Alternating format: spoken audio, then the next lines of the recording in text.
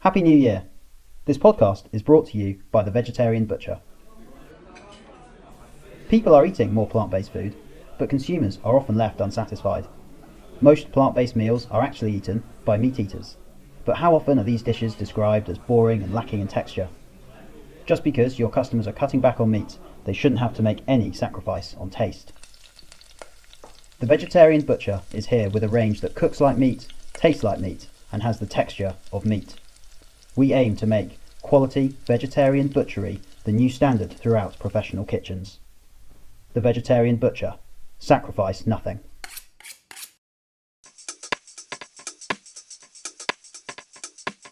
Hello, Happy New Year, and welcome to the Talking Food with Bidfood podcast. I'm Joe Inglis, and for this episode, we'll be kicking off 2022 by talking about Veganuary. To discuss this ever-growing time of year, I'm excited to say that we'll be joined by two fantastic guests. First of all, we'll be joined by Zoe West from the Veganuary charity. We'll be discussing the 31-day challenge, why veganism is growing so much, plus we'll be finding out about what she thinks will be growing the most in the vegan world this year. Then, I'm excited to welcome back to the podcast Martin Eshelby, who is our Food Innovation Manager at Bidfood. He's become the face of Bidfood these days with his brilliant video content you can regularly see on our social media channels. Plus, he's been instrumental in the development of our V-Kitchen range. When we speak to Martin, he's going to provide us some tips and advice for providing a quality vegan menu. To help me host this one, I'm excited to say I'll be joined by Candice Cadell, who is a campaign and brand executive in our team and is leading the way of our V-Kitchen brand. Welcome to the podcast for the first time, Candice. Hi, Joe. Thank you for having me. No problem at all. So Bidfood now have this V-Kitchen range available to customers, but can you tell the audience about what this is? Yeah, so V-Kitchen is home to a wonderful collection of just under 300 vegan and plant-based products, and they're all available to help customers deliver vegan-friendly menu options to their customers. And we've split these into product categories, which include ingredients, ready to cook, impulse and snacking, protein alternatives, bakery and desserts. So it makes it even more easier and less time consuming for customers to shop in this location. Perfect. Great. Thank you, Candice. I'm really looking forward to learning more about this subject. So let's welcome on our first guest.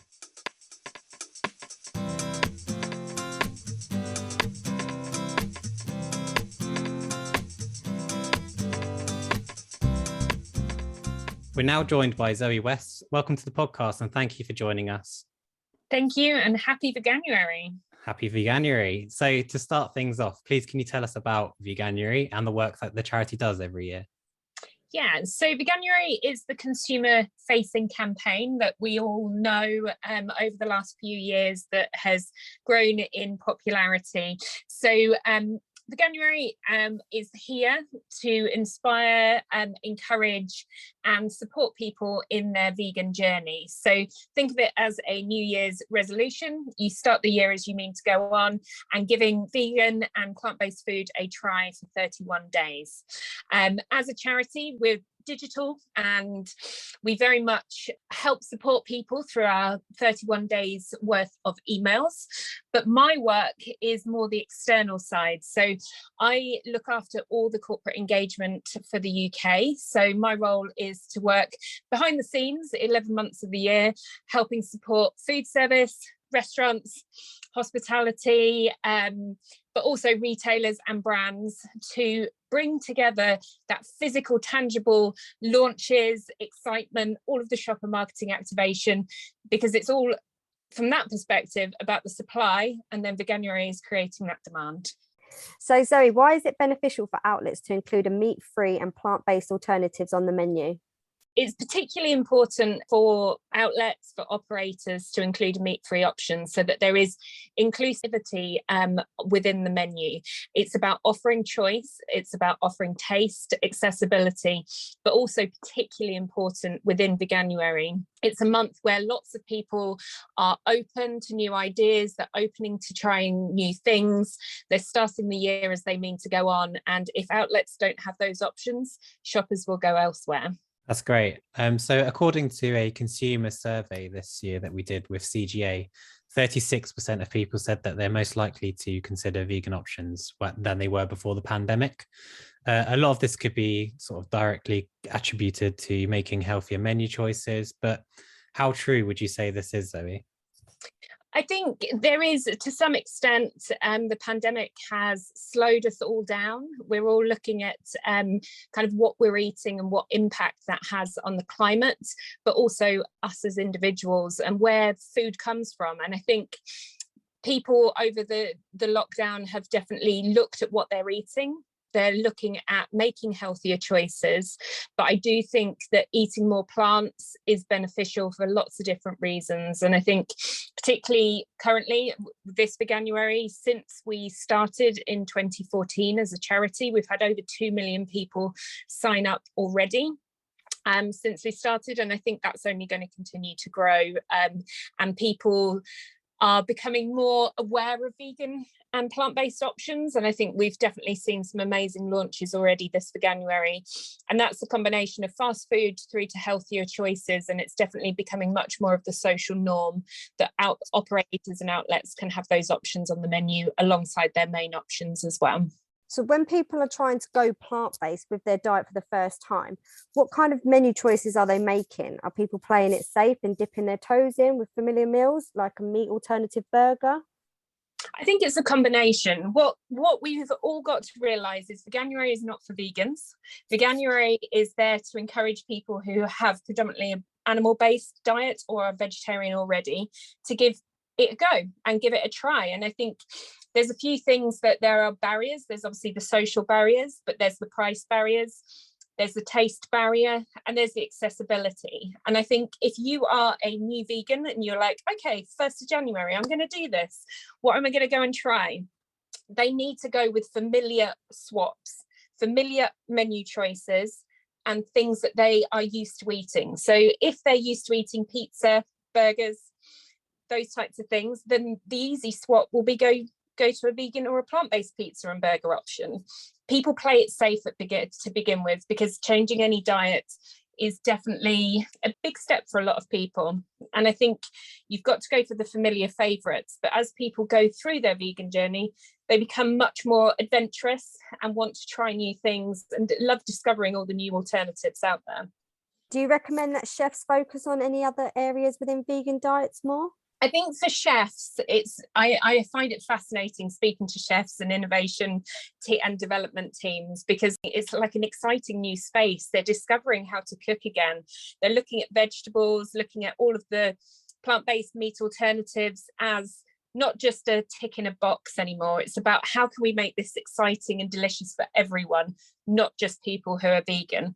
And I think there's lots of areas that chefs are becoming clever with. It's like, how many different ways are there to cook a carrot, for example? And I think it's actually giving a whole new lease of life to chefs, definitely. Yeah, I really like that sort of idea around like creativity with chefs. But in terms of the plant-based protein used in the dishes, what would you say is the most popular at the moment? Is it soy more popular than pea, or like lentils? What would you say? I think it's a combination. My biggest recommendation when I'm speaking to chefs and they're like, okay, cool, we're looking at putting more plant-based options on the menu, what alternatives do we use? I always say, well, what's on your main menu? What are you already serving? Are you serving lots of chicken dishes? Are you serving lots of beef dishes? Like, look at what is your, I guess, the reason why people have walked in the door to order from you, and then make a plant-based protein as an addition. So if you're serving chicken skewers, for example, serve a plant-based chicken skewer. And those types of protein can be anything. And I think there's a lot of really exciting innovation. Soya is obviously very widely available. It's really popular, but I think there's pea protein, cabbage protein, lentil proteins. I think for me, it's about making sure that there is an interesting protein, and it's not just something that you're kind of ticking the box. If you are a pizza restaurant, if you're a burger restaurant, if you are a French restaurant, you need to follow why people are walking in through the door and give a good option. So if everyone else at the table is eating a roast dinner, for example, I want to be eating a roast dinner. I don't want to be eating a salad. That's not the reason why I'm there eating a Sunday roast.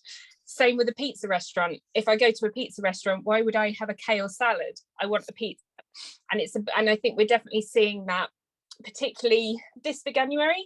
If I look at Starbucks, for example, they're using a pea protein as a tuna replacement alongside their tuna panini. So I think it's about really experimenting, but also looking at what's most popular on the main menu. Things have gone a long way since having just a nut roast and a fruit salad for dessert, hasn't it? Definitely. Exactly. And desserts are really, really important. I think for another recommendation I would always say for chefs when looking at a kind of a vegan option on the menu is make sure that there is a starter, a main course, sides and desserts that all match your main menu. That's really good. And thank you so much for sharing all this advice and insight, Zoe. It's really useful to hear, and I'm sure it's given loads of ideas to our listeners. But just before you go, I'd like to ask, what would you say is going to be the standout vegan meal for you for 2022? Standout vegan meal, is this to cook myself or to eat in? I guess you can say either one. Either one. I am a big fan of kind of Mediterranean food. And I think I love sharing platters and kind of getting lots of different types of roasted vegetables, some hummus, you've got some falafel, but you've also got skewers, you've got kind of a whole selection of foods that you can have lots of different tastes and experiences of textures as well. Sounds great. Thank you very much for joining us, Zoe. Thank you for joining us, Zoe. Thanks so much. And I hope everyone has a great Veganuary.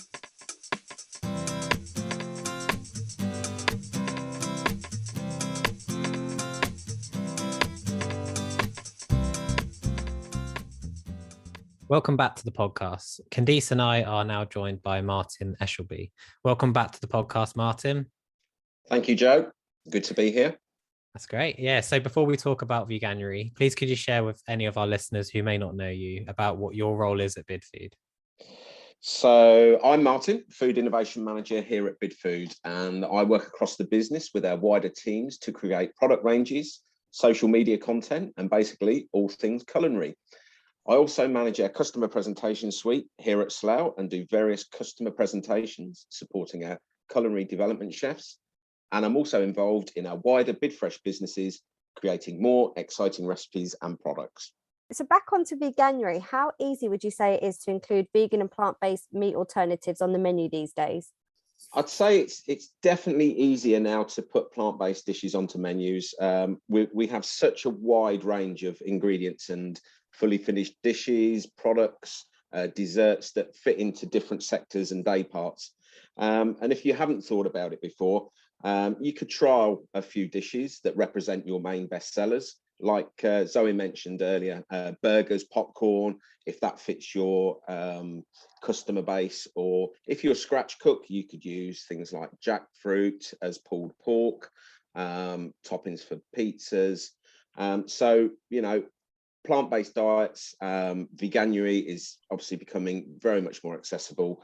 And as the technology advances within, the meat replacements, that bridges the gap of taste and texture that people will show an interest in. But let's not forget that we've got fantastic vegetables that you can create new products with, pulses, and all those different types of ingredients. Yeah, absolutely. And like you say, like the quality and innovation over the last few years has just gone up so much. It's incredible to see how much has changed over the last few years. When you're cooking from scratch, is there a particular go-to plant-based ingredient that you prefer to use? Maybe is it soy, lentils, or chickpeas or something along those lines? I think it's a combination of all of those. Soy, as Zoe mentioned earlier on, is accessible, but also pea proteins are becoming more popular. So I think it's just balancing your menu and your offering to create a balanced and interesting menu. Texture is a big thing for many consumers.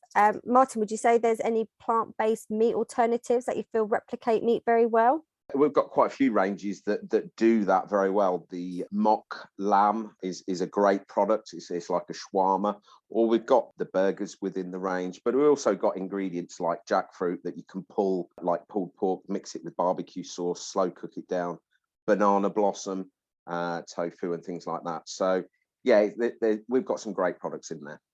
That's great. And I'm going to ask you the same final question that I asked Zoe. Martin, what would you say is your favorite vegan recipe out of all the ones that you've developed recently? Oh, that's a big question. I'm just going to pick one that I've just recently developed, which is actually going to be on the webinar, which is a harissa roasted cauliflower steak with some lovely grains, some chickpeas, a vegan style feta with a whipped butter bean dressing, lots of fresh herbs and char grilled lemon. Sounds brilliant. Thank you, Martin. So we're going to wrap things up there. But before I do, Martin, thank you so much for joining us on the podcast again. Thanks, Joe. And it was great to be here and talking about food, V Kitchen range and Veganuary. So Candice, before we finish, what resources do we have available for customers to use? We have a few lined up. So we've got our V Kitchen brochure, which is now available. We've got a webinar on the 13th of January, which is available for people online to register. We also have a blog, which is again available online for people to have a look at, and as well as the new recipes that Martin has done as well. We've got those appearing on social media. And if anyone that fancies taking a part in supporting Veganuary this year, we've also got a link as well from Zoe. So we're helping support that as well. Brilliant. And thank you so much for joining me as a co-host for this episode, of course. No worries. Thank you for having us. Thank you for listening to the Talking Food with Bidfood podcast. If you want to learn more about what we can do to support your business, go to www.bidfood.co.uk, where you can find all of our support tools available to you. On our website, you can find a full breakdown of the V Kitchen range and the resources that we have. Plus, the website also includes our new Unlock Your Menu customer hub, which features a huge array of support, all focused on the challenges our industry is facing. If you've enjoyed this episode, please do rate and follow the podcast on whatever platform you use to listen to them on. But until next time, goodbye.